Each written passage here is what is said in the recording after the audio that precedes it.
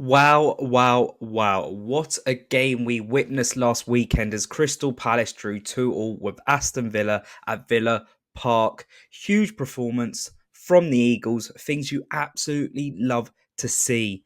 Going into this game, there were nerves, especially after the lack of quality in the 2-0 loss to Fulham just before the international break. It was great to see players return, the squad finally have some depth, and a 2-2 draw is a very positive result against very, very good opposition. As always, if you're new here and if you do enjoy the Palace content, please feel free to subscribe and like or comment on this video.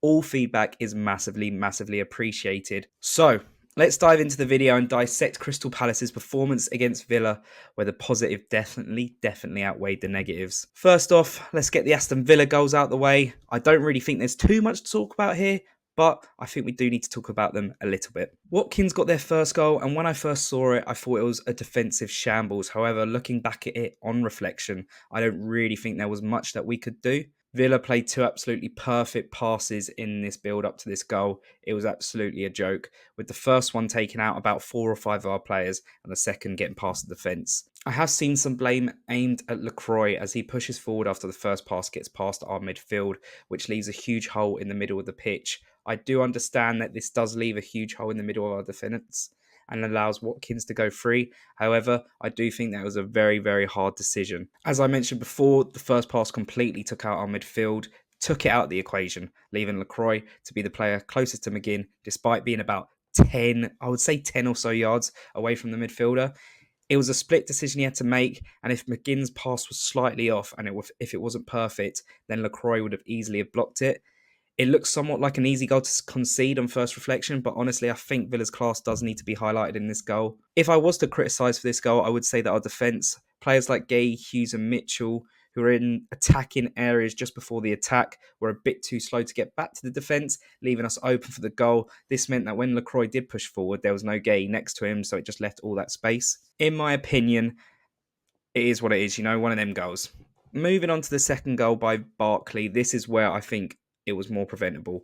It's a corner, and it just looked like we switched off for a split second with Lerma a little bit late to mark Barkley, who really shouldn't be able to score a header. He's not an aerial player. Despite that, I do think we were worthy of at least a win or a draw in this performance. Right, moving on to a slight negative, Hughes' penalty. Villa were also gifted this penalty in the game in the first half. Looking back at the decision, I do think it's a clumsy tackle by Hughes. Clearly gets the back of him. Nothing reckless, but he does catch Bailey, so I do think it's a penalty. That's out the way. Easy. Now we can talk about the more positive stuff, and that penalty was a perfect segue for Dino. Dean Henderson, amazing penalty save. To get the power to produce a top save from that penalty was quality. I'm so happy for him. He does get some unfair criticism, whilst moments like his mistake against Forest would have been playing on his mind, I think, in these kind of last few games. He has fully redeemed himself, in my opinion, because it's a penalty save. It was crucial for us. And this passion that he has for our club, he absolutely loves playing for Palace. You can see it. He plays for that badge. Absolutely love it. It's amazing. Fights for this club, and I'm well chuffed for him to get that penalty save. Hopefully that means he cuts out a few more of the mistakes he has made this season. And let's hope that gives him more confidence to continue to be as good as he was on the weekend. It was a very good performance from him overall. 3 saves inside the box as well. And I felt like he commanded his box very, very well. Anyways, let's dive into more of the fun stuff. With Palace struggling for goals this season, our attackers missing some big chances over the last few games, it was so refreshing to see us score 2 really good goals. First goal, 4 minutes in, is Sarr. So much needs to be praised here. The pass from Mateta was perfect, and it was so good to see the way he played personally on the weekend. Yes, he didn't score, but we know he can finish. And my issues around the Frenchman have more been over the fact that he is very tall and strong, but he does seem to struggle in the air, struggles to hold up the ball, struggles to bring other attackers into play. However, he proved he can massively do this on the weekend, and the pass to Sarr was ridiculous and something we will hopefully see more of. Sarr still had so much to do, a lot to run, but he showed how fast he was, and he managed a wonderful finish. Lovely goal, first proper goal, first Premier League goal for him. Let's hope it gives him a huge confidence boost. I'm already smiling at this, but let's talk about our second goal. A truly amazing moment, one of the best over recent years for Palace fans, I believe, as someone from our academy in Justin Devenny managed to score on just his second Premier League appearance ever. Only been playing in the Premier League for 3 weeks. Smashed it. It was a beautiful counter-attack. I can't stop watching this goal back. Only a minute after Henderson saves a penalty, just before half-time, we got the other end and we score to make it 2-1. Absolute carnage in the away end for Palace fans. Doucoure in this was brilliant, picking up the ball, passing a through ball to Ismaila Sarr with ease. His pace again was something Villa couldn't deal with, and he did everything right as he passed the ball into the box for Devenny to smash home. Oh, lovely. I got some flack on Twitter or X, whatever you want to call it, from opposition fans. Moany opposition fans who are a bit jealous that our academy players scoring, because I said it was an amazing finish and they were all like, whatever, it was an empty net.